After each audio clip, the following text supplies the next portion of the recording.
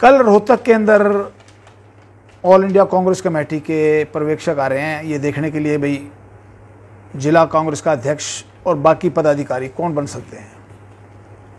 उनके साथ कुछ कोऑर्डिनेटर बनाए गए हैं।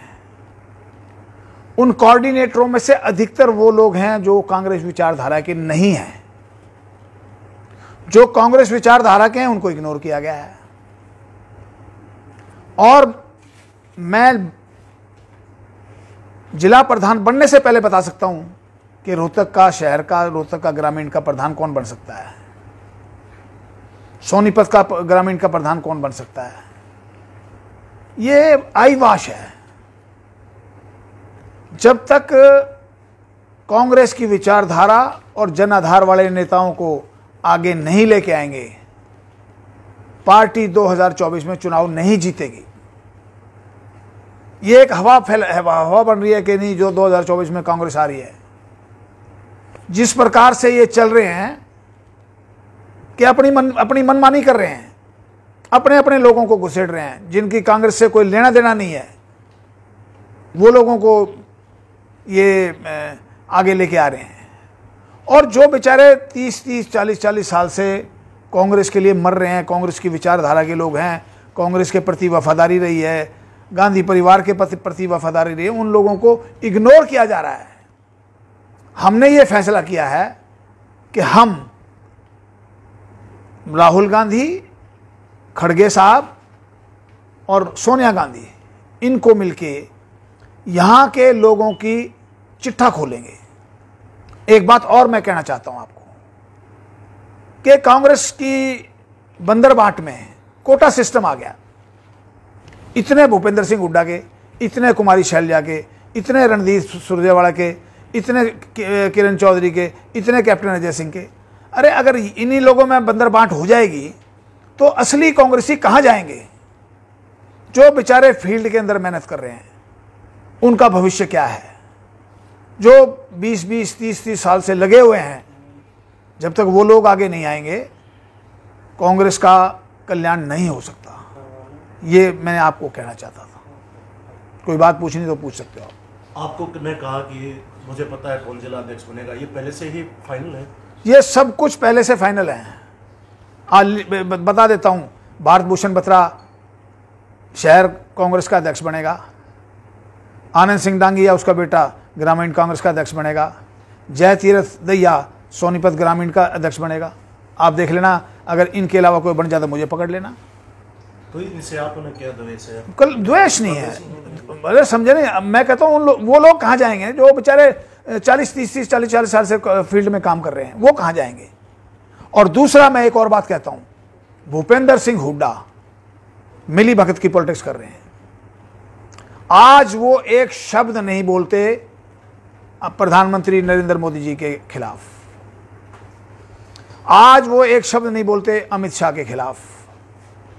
और उन्होंने हमेशा मिली भगत की पॉलिटिक्स की है। 1996 में जब मैं चुनाव लड़ा तो बंसीलाल से मिलकर मेरे भाई को मेरे खिलाफ खड़ा करा दिया भूपेंद्र सिंह हुड्डा ने। ये रिकॉर्ड की बात बता रहा हूं मैं आपको। और मैं ये कह रहा हूं कि ये भूपेंद्र सिंह हुड्डा जो कहते हैं कि हम गांधी परिवार के वफादार हैं, 1977 में गांधी परिवार पर संकट आया था, कांग्रेस में विभाजन हुआ था। श्रीमती इंदिरा गांधी उस समय कांग्रेस की सबसे बड़ी लीडर थी। ये बाप बेटा कांग्रेस को छोड़ के रेड्डी कांग्रेस में चले गए थे और रेड्डी कांग्रेस का सम्मेलन था बंगलौर में, देवराज अरस उस समय थे, वहां जाके सम्मेलन अटेंड किया। हमने दिल्ली में 1 फरवरी को कांग्रेस का सम्मेलन था जिसका श्रीमती इंदिरा गांधी ने प्रिजाइड ओवर किया था और नई पार्टी बनी थी, कांग्रेस आई बनी थी। तो ये लोग जो लोगों को गुमराह कर रहे हैं कि कभी मैंने पार्टी नहीं छोड़ी, भूपेंद्र सिंह हुड्डा कहता मैंने कभी पार्टी नहीं छोड़ी। मैं आपको दिखा रहा हूं 1977 से 80 तक कहां थे भूपेंद्र सिंह हुड्डा। और एक बात और मैं कह रहा हूं कि वो बताएं कि उन्होंने जब इंदिरा जी गिरफ्तार हुई तो उन्होंने कहां गिरफ्तारी दी। हम लोग गिरफ्तार हुए, तिहाड़ जेल में गए, लाखों कार्यकर्ता गिरफ्तार हुए, सारे लीडर गिरफ्तार हुए, लेकिन भूपेंद्र सिंह हुड्डा और इसके परिवार का कोई अता पता नहीं था। तीसरी बात है कि मैंने अब थोड़ा सा प्रेशर डाला है, मैंने 4 मीटिंगें की हैं, तो भूपेंद्र सिंह हुड्डा फील्ड में आने लगे। रोहतक शहर में भी हर हफ्ते आ जाते हैं। उससे पहले क्या था, 6-6 महीने वो रोहतक नहीं आते थे। और जो जिन लोगों ने उसको 5 बार एमएलए बनाया, 8 बार एमपी बनाया, उनको और उनके बेटे को, उनकी जात नहीं सूंघते थे। मैं एक्टिव हुआ तो आना शुरू हो गए। तो ये बातें मैं खास, और मैं एक और चैलेंज कर रहा हूं बाप बेटे को, भूपेंद्र सिंह हुड्डा और उसके बेटे दीपेंद्र सिंह को, दोनों को, कि 10 साल चीफ मिनिस्टर रह चुके हैं। 4 बार दीपेंद्र एमपी रहे हैं, 4 बार भूपेंद्र सिंह एमपी रहे हैं, और 5 बार एमएलए रहे हैं भूपेंद्र सिंह हुड्डा। मैं तो 1 बार रहा हूं, सिर्फ 1 बार।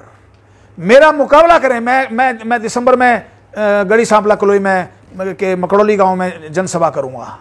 मेरे मुकाबले की जनसभा करके दिखा दें।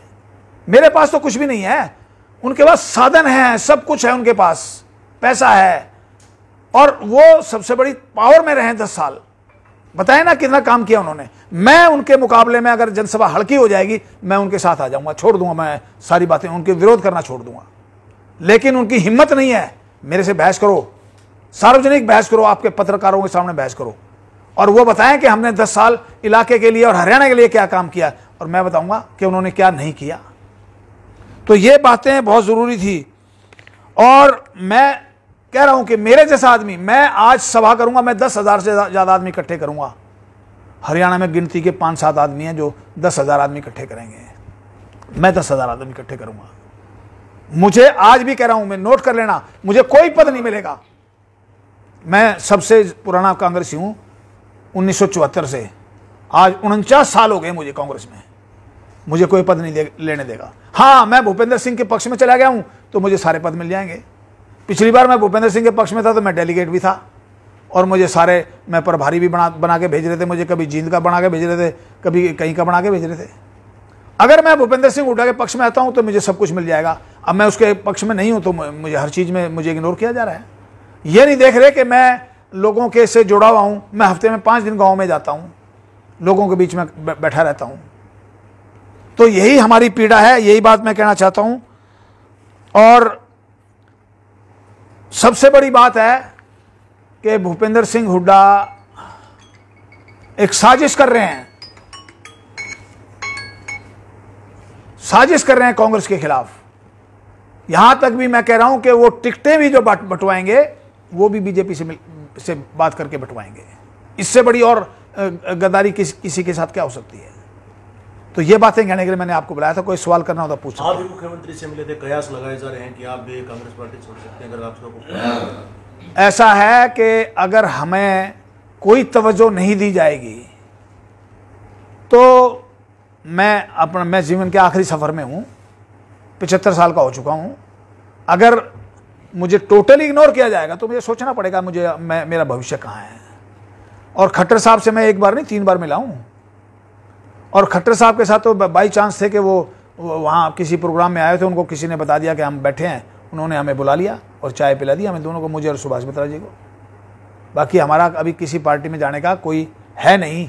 लेकिन हमें जिस तरह से इग्नोर किया जा रहा है, अगर इग्नोर करते रहे तो हमें सोचना पड़ेगा अपना, हमारा भविष्य कहाँ सुरक्षित है।